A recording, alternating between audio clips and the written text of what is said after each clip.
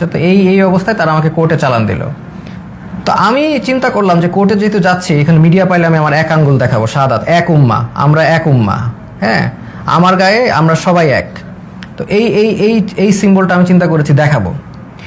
তো আমি জানি যে এগুলো দেখালে তারা আমাকে আরো অনেক নির্যাতন করতে পারে, দেখাইলাম, কারণ এটা আমি তো জানি জনগণ বুঝবেন যে আমি এক আল্লাহ, এক রসুল, এক উম্মা, এই কথাটা আমি বুঝাতে চাচ্ছি যে আমরা সবাই এক। আমার অত্যাচার যা হলে হবে, এই অত্যাচারের কারণে যদি আপনারা স্বাধীনতা পান, এই জুলুমের থেকে মাফ পান, তাহলে আলহামদুলিল্লাহ, নো প্রবলেম, আমাকে অত্যাচার করুক। তো আমি ডিসিশন নিয়ে নিলাম এক দেখাবো। তা আমার সাথে ওই জগন্নাথের আরিফ ছেলেটা খুবই সাহসী ছেলে, ও আমার সাথে কেসটা দিল, মামলা দিল, আমরাও গেলাম, আমি ওকেও বললাম যে আমি এক দেখাবো। তো এই অবস্থায় এই এক উম্মা শাহাদাতের আঙ্গুল দেখিয়ে আমি ওই কোর্টে দেখালাম, এবং কোর্টে আমাকে সম্পূর্ণভাবে মানে কোর্টের যে জাজ তিনি আমাকে দেখে চিনলেন, চিনে বললেন আপনাকে ওখানে দাঁড়ানো লাগবে না, আপনি বসেন।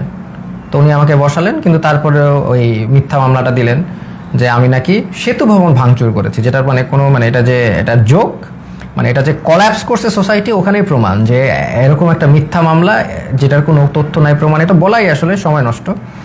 তো এই মিথ্যা মামলা উনি মানে জাজ আমাকে দিলেন, আর আমাকে আবার 6 দিনের রিমান্ড মঞ্জুর করলেন।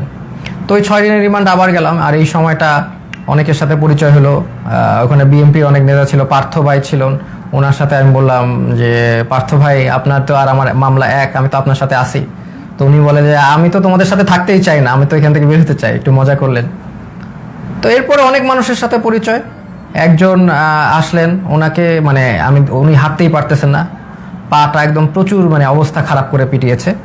ওনার অপরাধ ছিল উনি ছাত্রদের পানি খাইয়েছেন, উনি ছাত্রদের পানি দিয়েছেন, ছাত্ররা পানি খাইয়েছেন, এই জন্য তাকে অমানবিক টর্চার করলো। তো টর্চার করলো, উনি এসে শুয়ে গেল। আমি বললাম যে এইগুলো একই কথা বললাম যে আপনাদের এটা গুনাহ মাফ হচ্ছে। তারপরে লাস্টে একটা কথা বললাম যে আপনি যে এত টর্চার্ড হলেন ছাত্রদের পানি খাওয়ায়, এখন আবারও কি খাওয়াবেন আপনি? তো উনি বললো ইনশাল্লাহ স্যার, আবারও খাবো। আমি like that's the answer I am looking for. আমরা আবার করব, আমাদের ছাড়লে আমরা আবার করব, we are not going to give up, আমরা তো আবার করব। তাই না? আমরা কি অপরাধ করেছি যে আমরা করব না? পানি খাওয়ানো কি অপরাধ? তো এই হচ্ছে একটা অভিজ্ঞতা। তো এরকম এই যে একজন পেলাম। আর একজন হচ্ছে মাদ্রাসা স্টুডেন্ট, তাকে হচ্ছে তাকে বলছে খুন করেছে, সে পুলিশ খুন করেছে, এটা সে তাকে বলছে, এবং তাকে প্রতিদিন পিটায়, প্রতিদিন নিয়ে টর্চার করে। তো এটা নিয়ে আমরা হাসাহাসি করি, কারণ হচ্ছে এরকম একটা সিচুয়েশনে হাসাহাসি না করে যদি আমরা মেন্টালি ব্রেকডাউন করি, তাহলে এটা মানে হবে না, মানে এটা আমরা আমরা সব এইগুলো যা হয় সেটা নিয়ে হাসাহাসি করি। তাই আমি বললাম কি নিয়ে মেরেছে? বলে যে আমাকে বলেছে যে তুমি তো মাদ্রাসার স্টুডেন্ট, তুমি তো কোরআন পারো। বলে হ্যাঁ পারি। তো কোরআনকে বলছে অর্থ জানো? অর্থ জিজ্ঞেস করেছে, অর্থও সে পারে, সে কোরআনে হাফেজ। তো তারপর বলে কোরআনে হাফেজ এই রবীন্দ্রনাথ না কার বই পড়েছো? সে বলছে পড়েছি। তো বলে পড়লা কেন?